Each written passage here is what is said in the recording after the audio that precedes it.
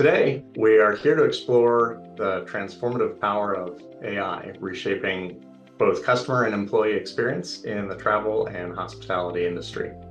As AI continues to advance, it offers unparalleled opportunities to enhance personalization, improve operational efficiencies, and deliver superior service.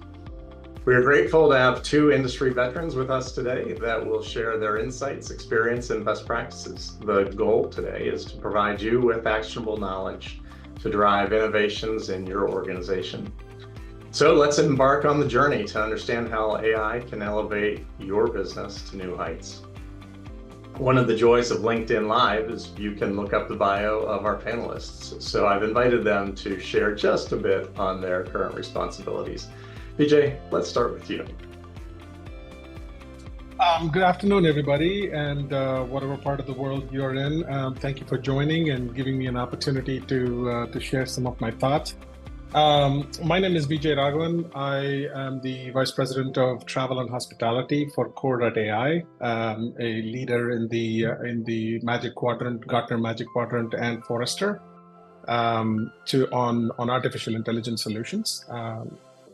So my job is to look at opportunities and in the travel and hospitality industry, given my 17 plus experience in this industry, and identifying what are the gaps and how we can address it. So that's what I do day in and day out. Excellent. Thanks, Vijay. Brian, can you share just a bit of your current responsibilities? Sure. I think I appreciate being the invite here today.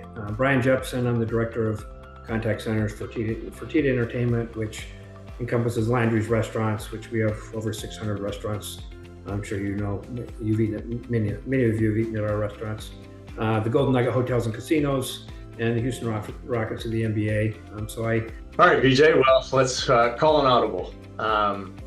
So let's talk. We've got a number of questions from people about AI in travel and hospitality. So I was wondering, can you share your perspective on the current state of AI in the travel and hospitality industry and how it's transforming customer and employee experiences? Yeah, Rick, I mean, the travel industry specifically recently has been revolutionized, right, by the advent of artificial intelligence. I mean, it's really a game changer.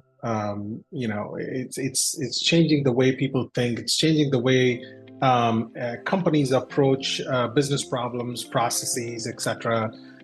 Essentially, I mean, look, gone are the days when I pick up the phone and ask for, hey, I want to plan a trip. I'm thinking about a vacation.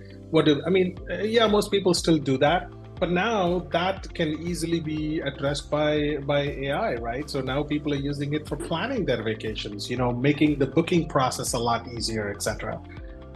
Specifically in the airline and the hospitality industry, and as Brian would attest to as well, they're adopting AI-powered chatbots, right? Mm-hmm. Huge uptick there to handle guest inquiries, booking their airline or stay, even itinerary planning, right? Where should I stay? I'm going for 5 different cities, and can you put these things together?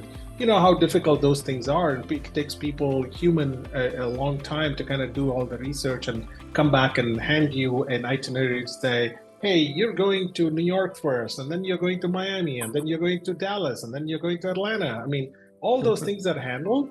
And also a big thing that we see is in the questions. I mean, you'd be surprised, most calls that come to a call center around customer service or customer engagement, 5 out of 10 questions are the same, if not in a different flavor, right? They're asking for the same content, same question, in different flavors, those things. And then, the final thing is the best part of it that I like is, people go home at 5 p.m. after their job is done.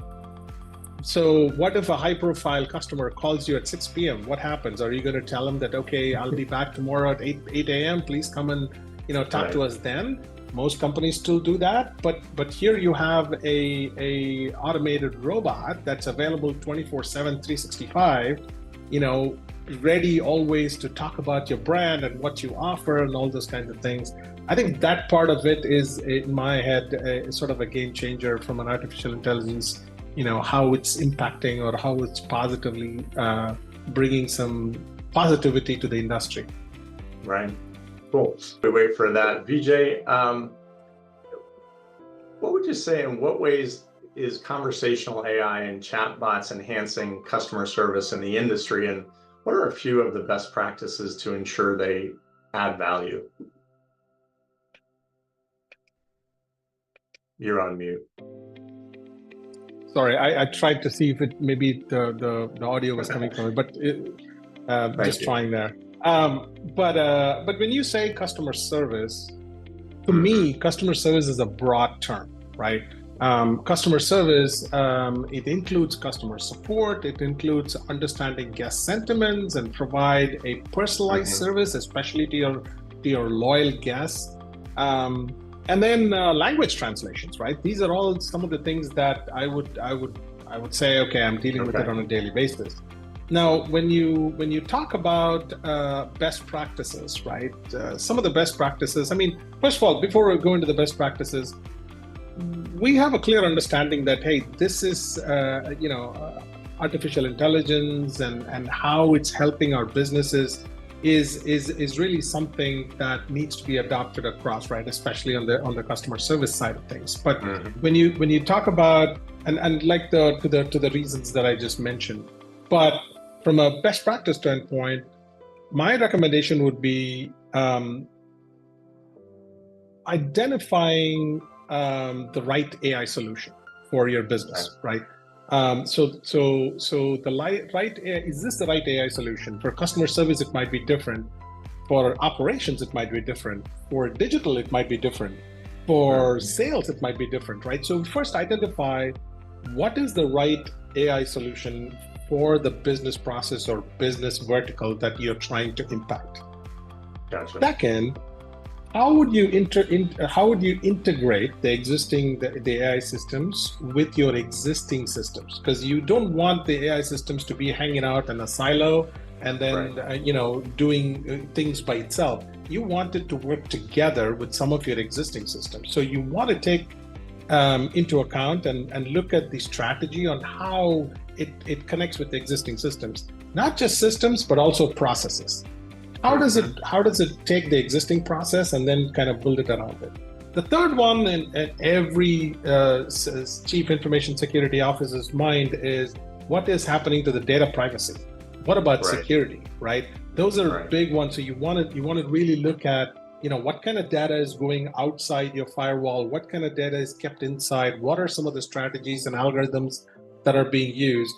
And finally, in my opinion, the other best practice would be to bring your employees along, right? What kind of appropriate training can be provided to the employees on how to use this new shiny Ferrari that you just purchased, right? So what is it? I mean, can I drive it at 25 miles an hour? Can I drive it at 200 miles an hour at Talladega? What should I do, right? So it's very important that training be given to the folks who are going to be using it and to the folks who are actually looking at, hey, what is this thing doing, right? Very good. Thank you. Brian, welcome back. Let's see if third time's a charm. How's it going? Can you hear me okay now? Yes. Yep. I think we're there. So I thought maybe we'd come back to you on thinking of employee efficiency. What AI tools should people consider to improve operational efficiency and reduce the workload on employees? Yeah, so real quick, touch on what Vijay said. I think it comes down to find out what makes it hard for your customers to do business with you, right? It's the whole reason we implement this stuff is because we want to make it easier for our customers to do business with us. And so what are the pain points? What's challenging for them? And find those areas and opportunities, and then how do you automate some of those things so that we can focus on driving that. From improving employee efficiency, I think there's a lot of good technology in speech analytics. Be able to take anything that's coming in from your call recordings, transcribing all those to understand what's what are customers saying. Really looking at identifying intents immediately, understanding, impacting your agent, kind of some agent assist.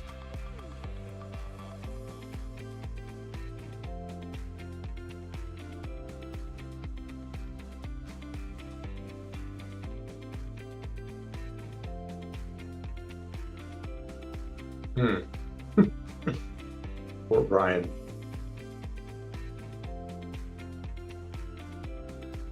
All right. Well, Vijay, how about I come back to you? All right. You had started to mention integrated systems, and so I was wondering, how can the travel and hospitality business integrate AI systems to provide kind of a seamless experience that benefits both customers and employees? So again, I think you're asking about the integration portion a little bit more. So in my experience, right? So leveraging automation, robotics, companies can streamline their operations and improve guest experience, reduce costs, and improve efficiency, etc.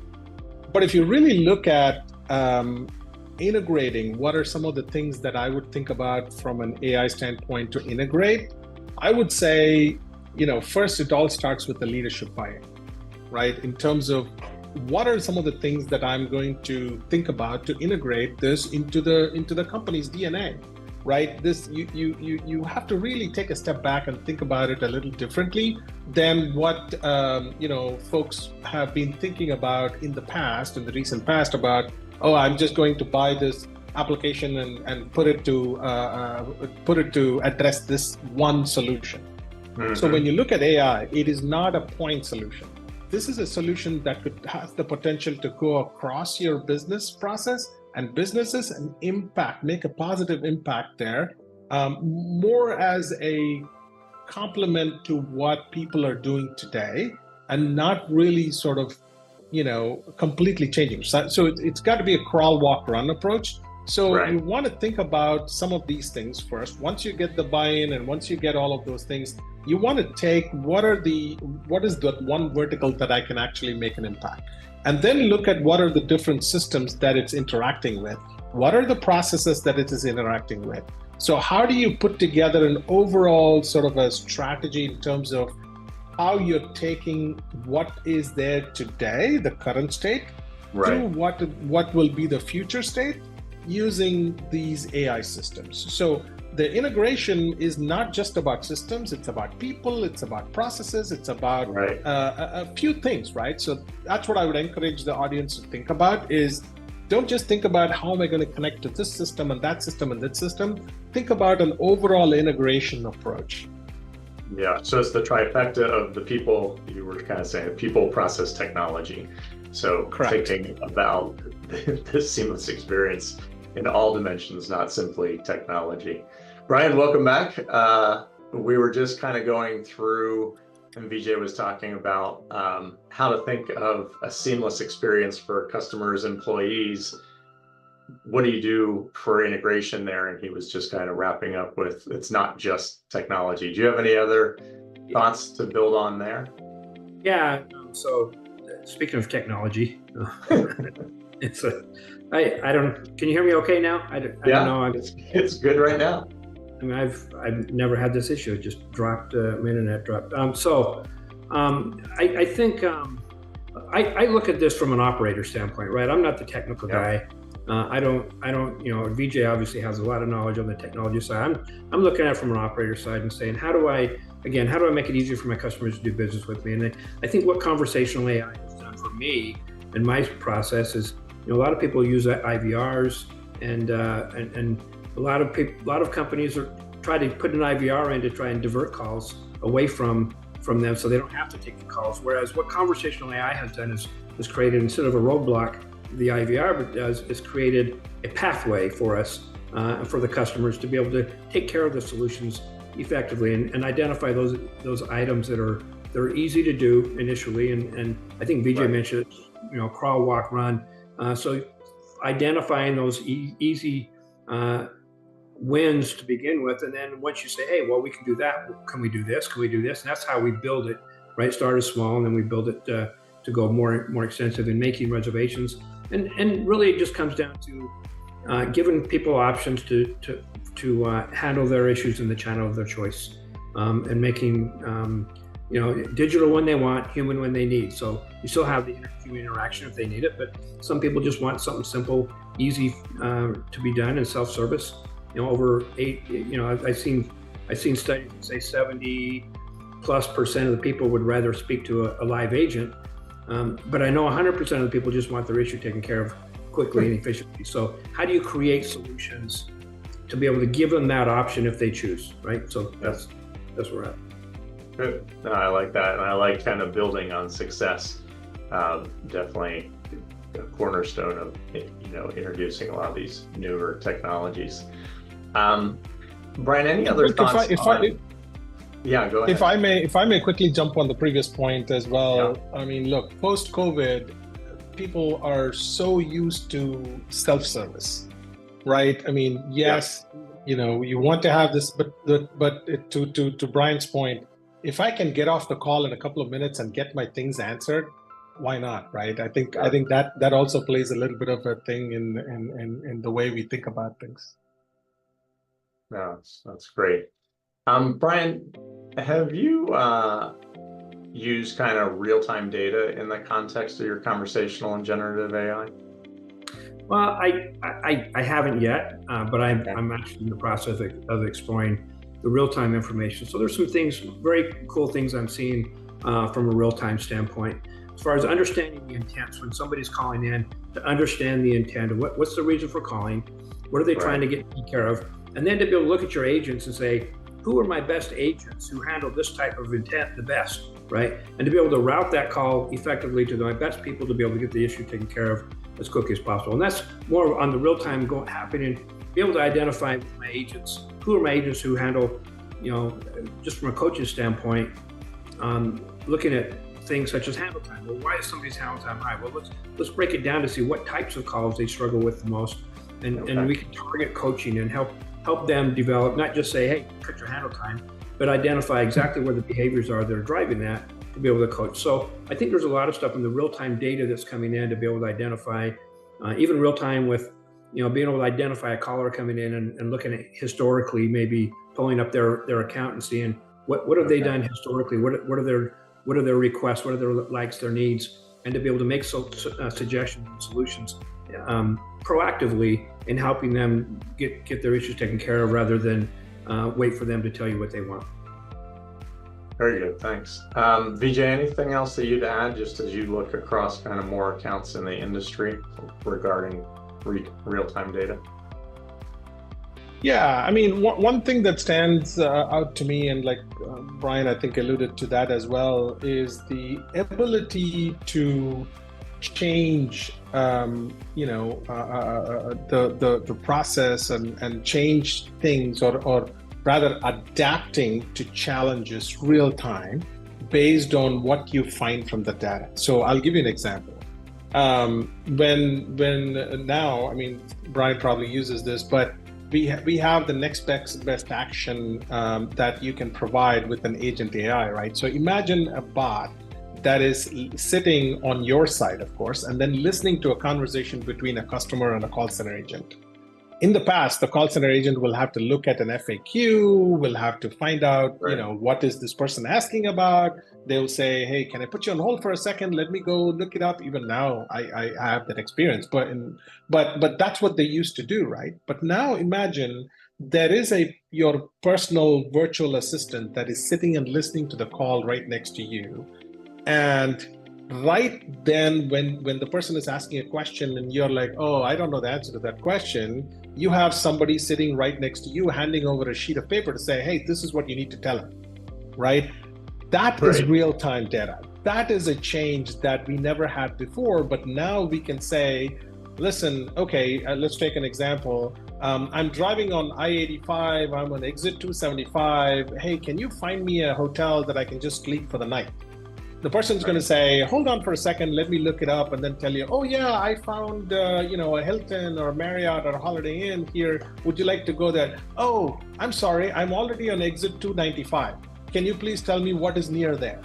Right? So now that is how dynamic the travel and hospitality industry data is, and the call center folks that are answering, right? So you want to have things very quickly at the touch of a button so that you have it right then and there. That's where real-time data is going to be very strategic and key for your ROI. That's my 2 cents. Yeah, no, that's great. I just want to acknowledge we do see the questions that are coming through. I'm going to hold the questions to the end, and then we'll go through the questions that are coming through. Just Vijay, as you're kind of continuing the conversation, what do you see as the biggest challenges when implementing AI innovations, and how can a business best overcome them, do you think?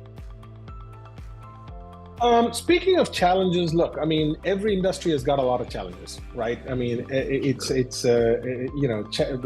you start listing challenges, it's a laundry list.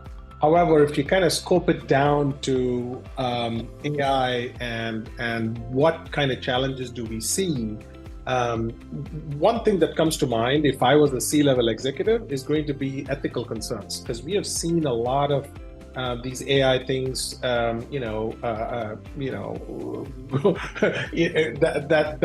lot of snafus, let's just put it that way, that we have seen from even the big behemoths of the world, right? Especially when it comes to bias. So the concern would be, what data about my customer is actually going out there? What data is out on the ether over there that anybody can have access to, as long as they can have a key to opening up the data packet that's going over the wire? So, and then once I get access to that data, I can train the AI to however I want. So which means you're going to have an external person come in and take ownership of it. Now, if I were to think about it, if I wear a C-level person's hat, the first thing that I would think about is, oh my God, how am I going to handle that? Because if something like that happens, forget about my brand image, right? It's just taking a deep dive, right? As a case in point with what happened to Microsoft Tay and with Google and others. So as a leadership, as somebody in the leadership team, that would be something that I would be worried about. The second thing that I would be worried about is the data protection laws, the regulations, right? European Union just released their version of the laws around AI. So what does GDPR mean when we are talking about AI and how those kinds of things? And it's just a matter of time before our guys in DC start putting these kinds of things out there, right? Because they all see the issues.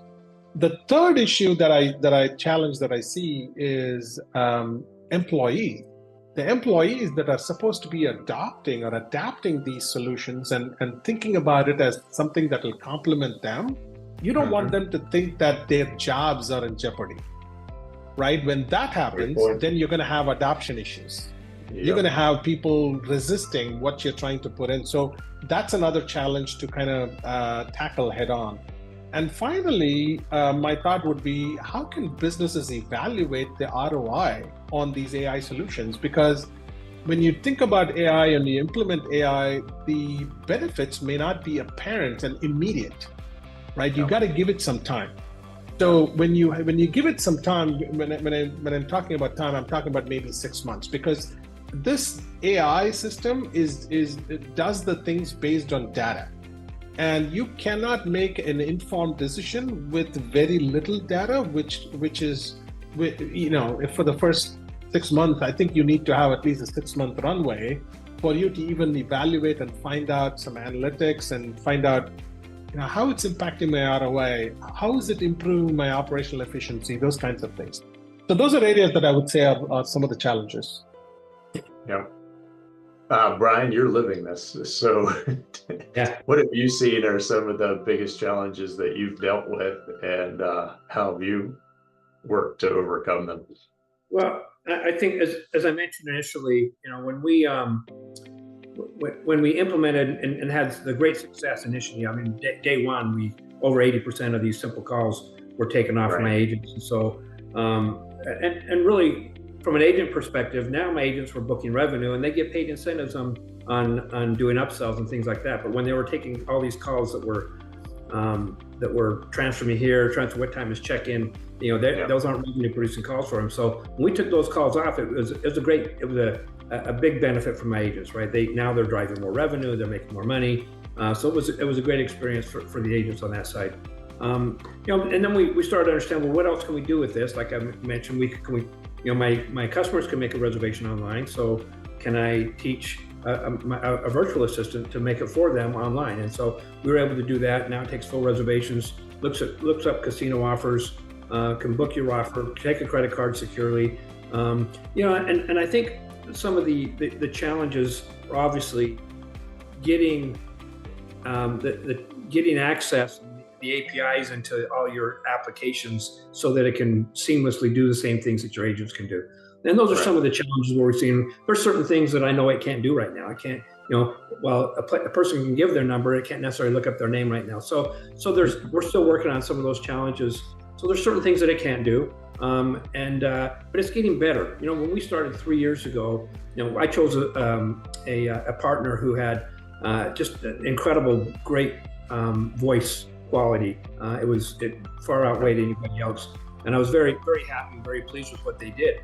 A lot of it was robotic. I know we've all had bad experiences with some a virtual robot that we just say agent, right?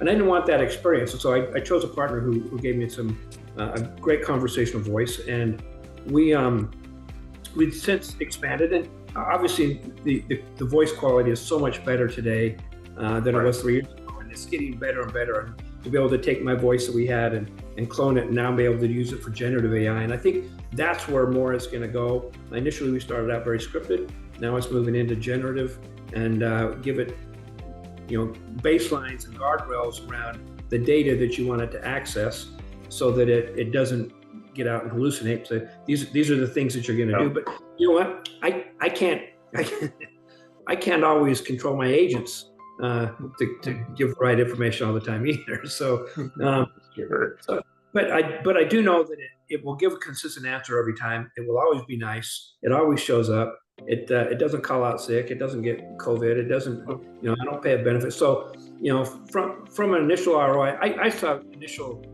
benefits right away.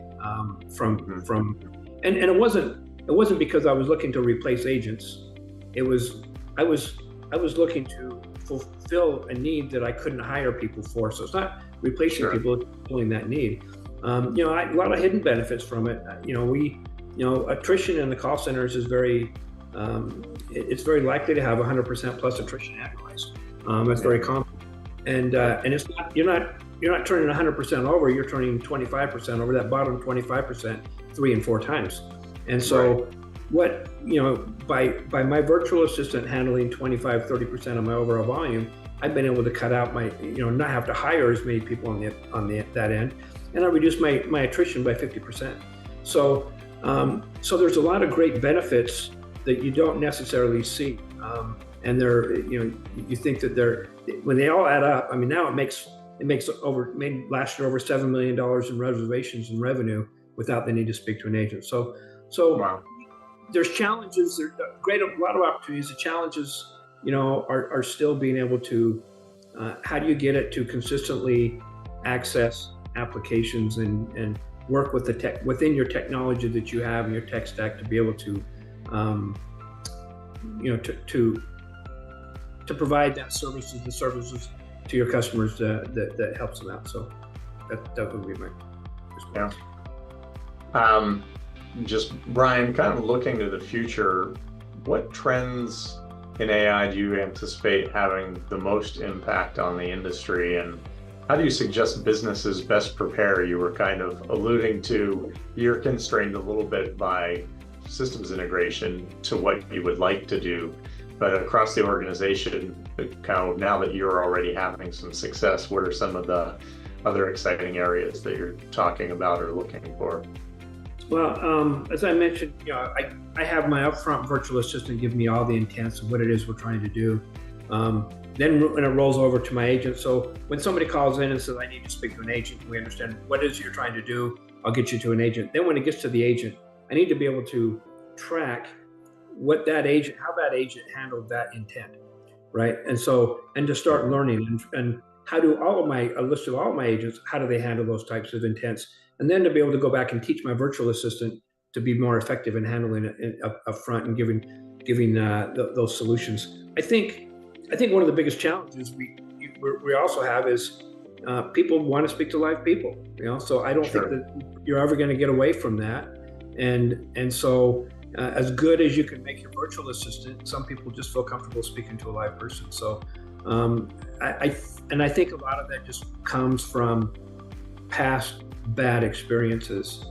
They don't know what virtual assistants, what it can do. And so as you get better at doing it, as we learn to get better and have it more conversational and really, be able to feel more personable, that's the technology that's getting better and better. And once it gets better and people feel more comfortable, I think we'll start to see the trends move towards where people realize they can get their issues taken care of effortlessly, quickly, by using a virtual agent instead of having to wait in queue for somebody to help them.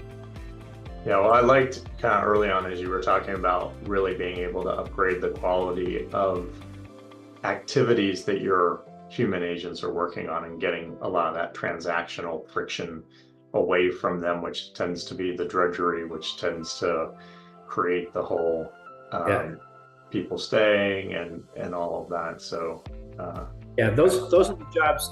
Those mundane, simple issues are the jobs that nobody wants to work, unfortunately. So let's use our virtual assistant to handle simple stuff that people just want to get taken care of quickly and on their way. Okay. Vijay, you also get to look across the whole industry. What are for you kind of the future of AI areas that you're excited about, maybe longer range to have impact? And as you're talking to different companies, what do you suggest they do to kind of prepare themselves so they'll be able to take advantage of it?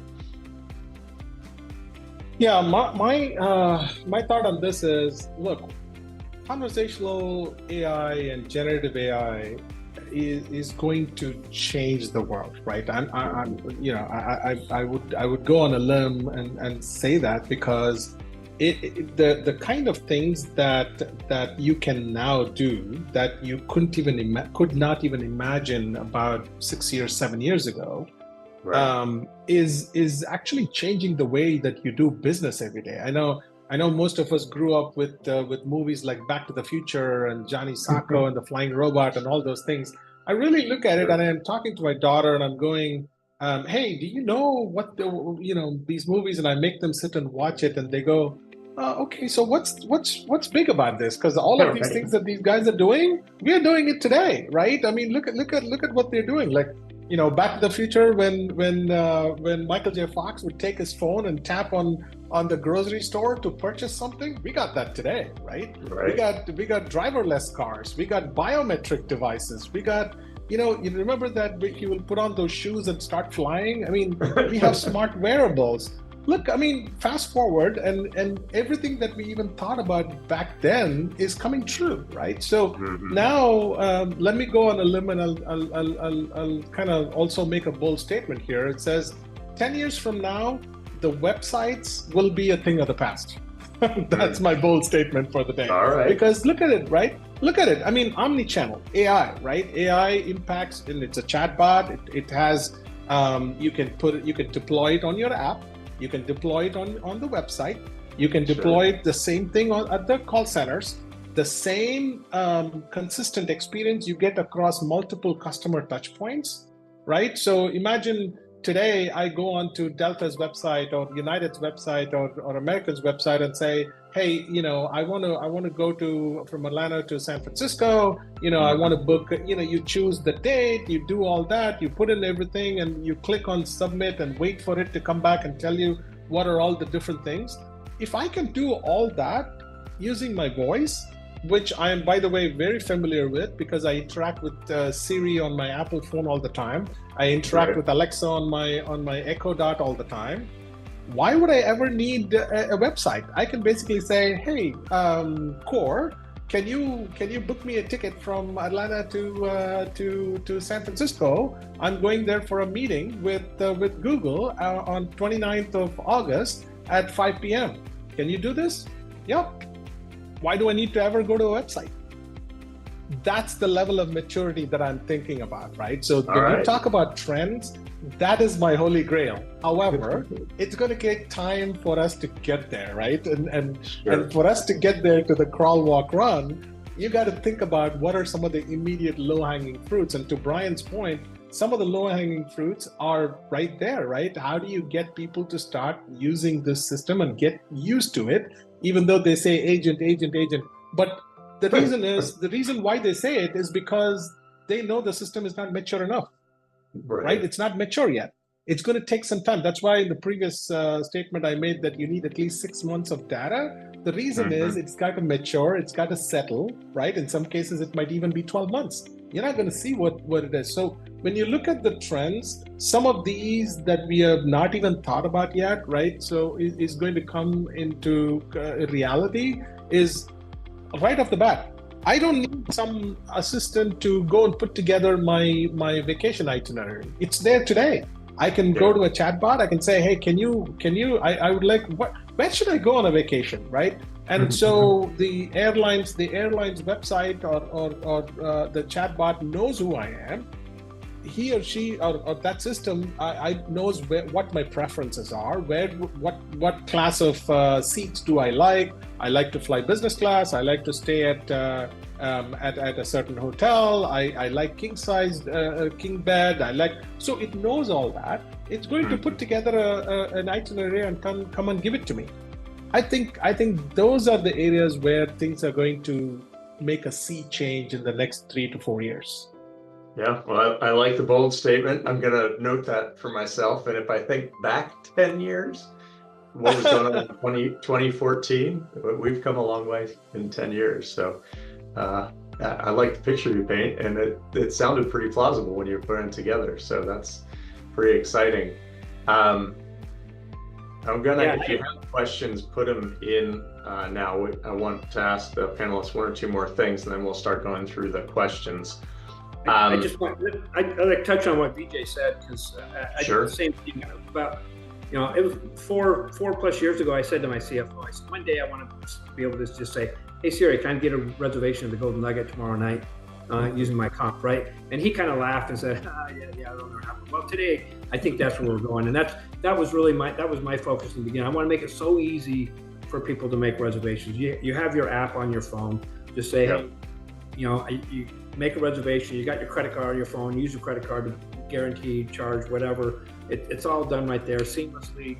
And I think that's where the travel is going to get. Those are using technology that you're comfortable with, because people are comfortable with the Alexas and the Siris already. They use them.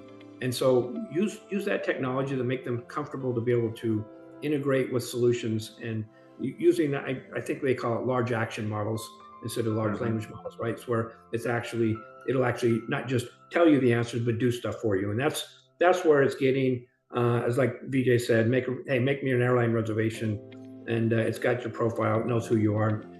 You open your app that you want and access that. So I think that's where the travel industry is going to go, and make it just easy for people to do what they need to do. I like it. You keep leading the way. I'm going to wind up going to Golden Nugget more often. Do it. So just kind of speaking of the future, Vijay, have you thought any or looked at how can AI-powered virtual and augmented reality technologies be leveraged to enhance the pre-travel and on-site experiences for customers?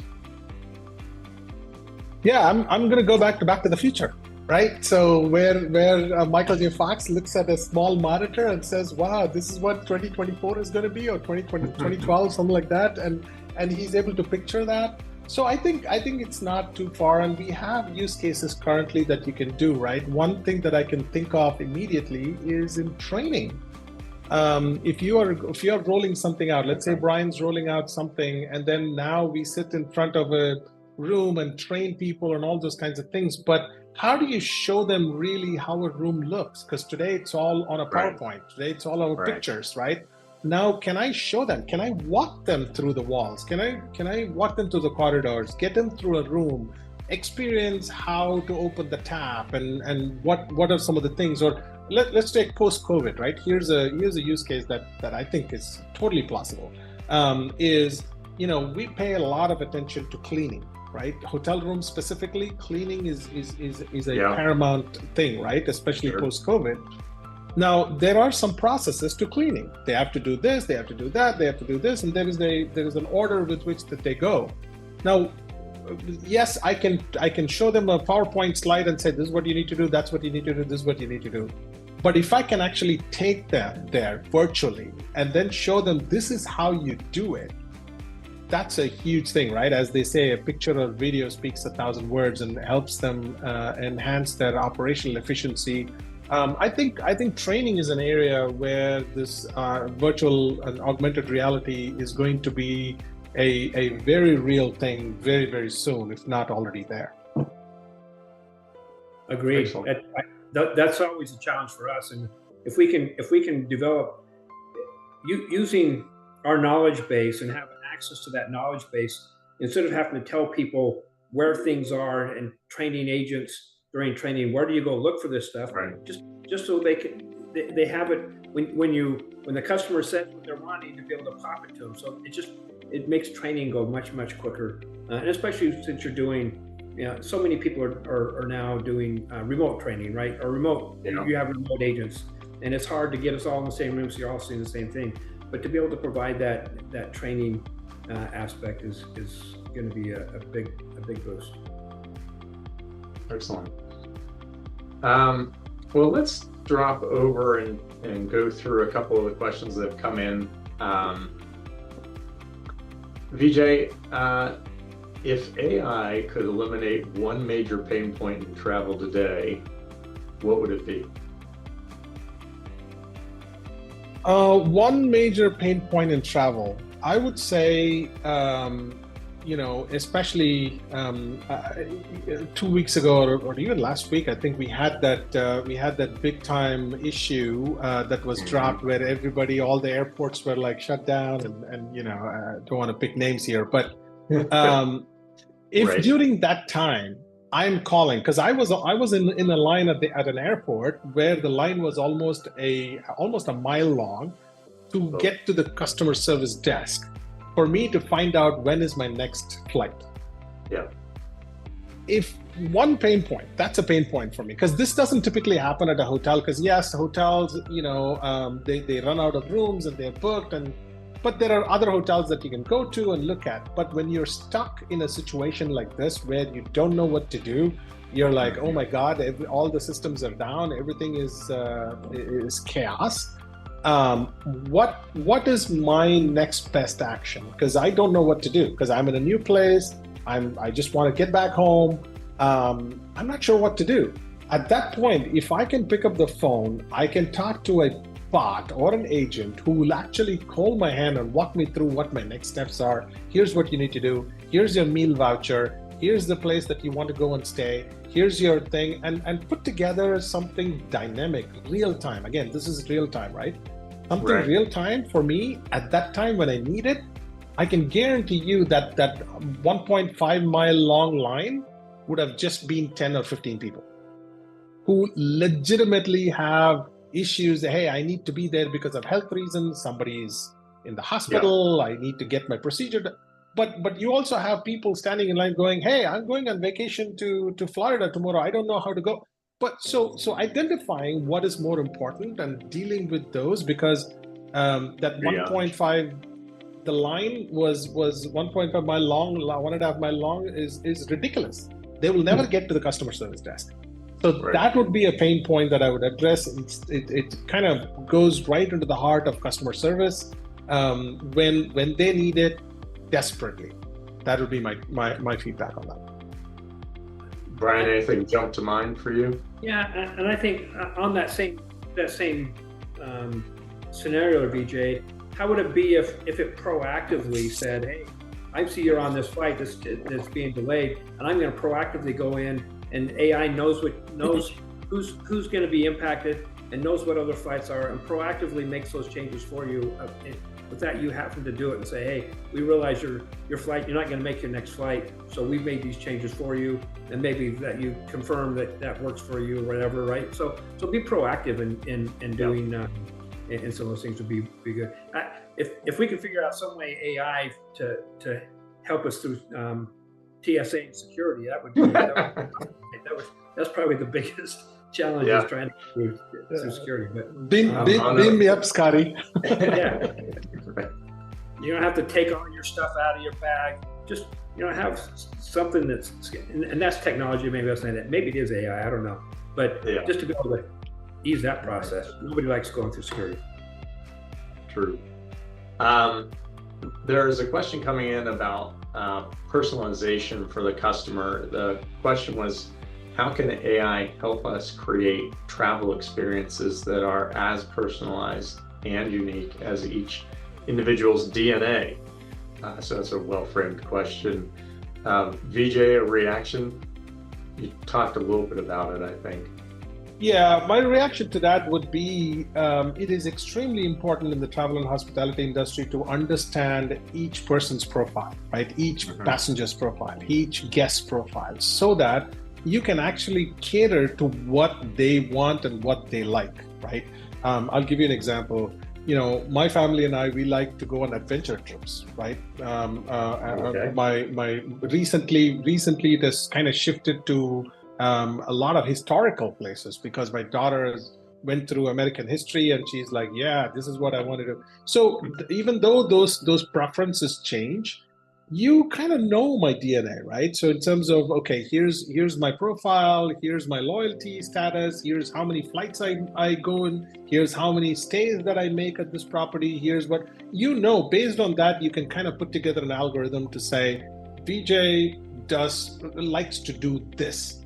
And depending on that, if you can, to Brian's earlier point, if you can proactively come to me and say, hey, Vijay, I also have a ton of points. I want to use those points.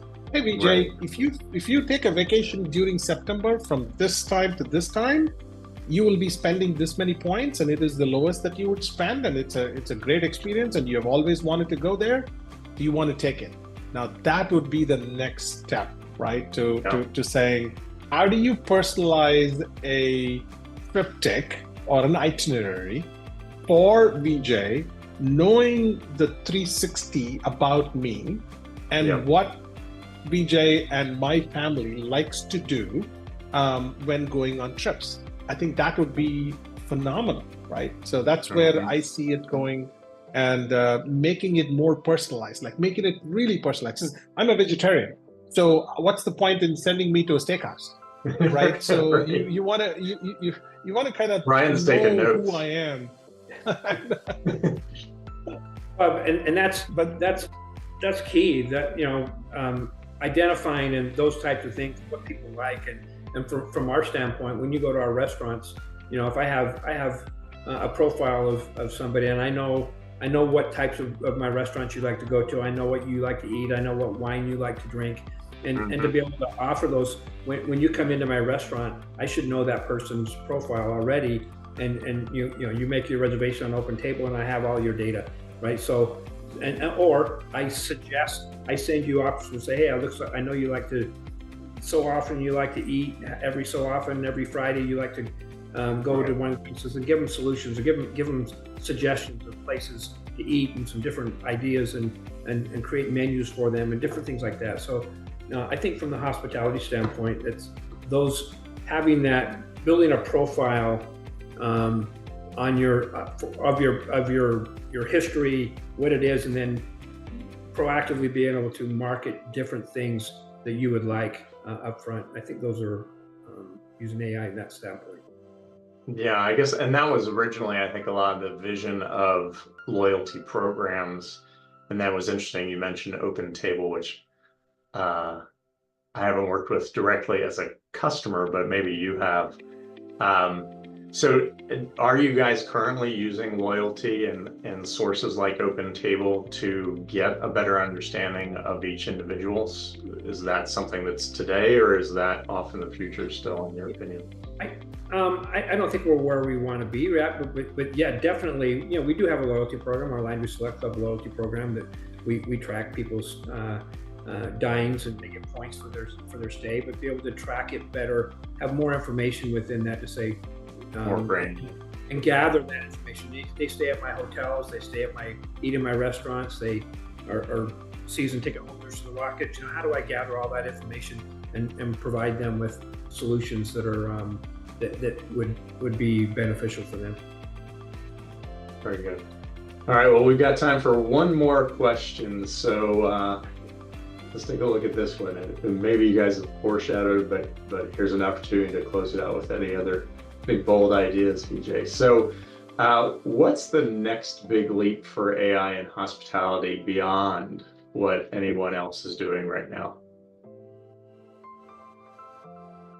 So in my opinion, again, like I said, I think I probably mentioned this earlier as well, is my bold statement is there won't be websites in the next 10 to 15 years, right? So now what are companies going to do about booking? What are they going to do about all these different channels that come to them, right? So they're going to need some intelligent virtual assistant or some kind of automation or some kind of AI to kind of come in and make that statement, right? So again, look, we sometimes sit down and I sit down and I laugh at all these movies that we saw when we were teenagers. Now everything is coming to life. I think there is a secret in that, right? I think we need to go back and watch all the movies from the 80s and 70s to say, hey, what did these guys say, so that we can think about it? Because it's very likely that it's going to come out, and be true at some point. I mean, look, I would be surprised if there are flying cars in the next 10, 15, 20 years, right? But the point is, in hospitality, I think it's all about knowing your guest, knowing your customer, what they like and dislike, and how do you want to delight them? Because I think the time and the day and in terms of shifting from what the guests are looking for, they are no longer looking for some place to eat some food and go lie down for the night. They're looking for experiences. So how would you change? How would you delight them with new experiences? What are experiences that would really sort of make them spend more, right? At the end of the day, that's what it comes down to. So how do you convert loyalty? What does loyalty contribution mean? How do you increase loyalty contribution? How do you get that incremental revenue that today you don't, right? So as much as we like to talk about the experiences, those things cost. And for the businesses to pay for those experiences, they have to make that money somewhere, right? And so I think it's we have to look at both sides of the coin here to see what might be. But if you ask me to take a leap and say, what is the one thing? I would say it is going to be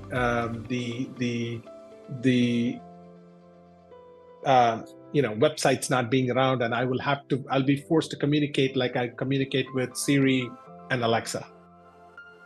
Very good. Brian, I mean, you're in industry. Is there something that you see off on the horizon that you can't get to yet today, but are optimistic could happen in the future? Yeah, I mean, it's like I said, and kind of what Vijay alluded to is, I think it's going to come down to having a personal digital assistant that will do stuff for you, right? That will do your tasks. That will, hey, I need to, rent me a car, book me an airline reservation, book a hotel reservation, look at my offers in my, for a casino standpoint. Look at what when do I have rooms available? So I think it's just asking that and having it do stuff for you instead of having to do it yourself. So I think that's where it's going to go. And that's, like I said, most people don't want to. They still want to call. Still the biggest channel we have is voice, right? Yeah. So I see that changing, or maybe it's the virtual assistant that contacts the call center, right, and goes through and books all that stuff for you. But I think that's where it's going to go, and just making it easier for people to get their tasks done without having to spend time waiting. Excellent. Well, great thoughts to finish on. Thank you both for sharing your invaluable insights and experience today. We hope this discussion has provided everyone on the webinar with a deeper understanding of how AI can revolutionize the travel and hospitality industry by enhancing customer and employee experience. So thank you all for your time today, and we look forward to continuing this journey of innovation together. Take care. Have a good day.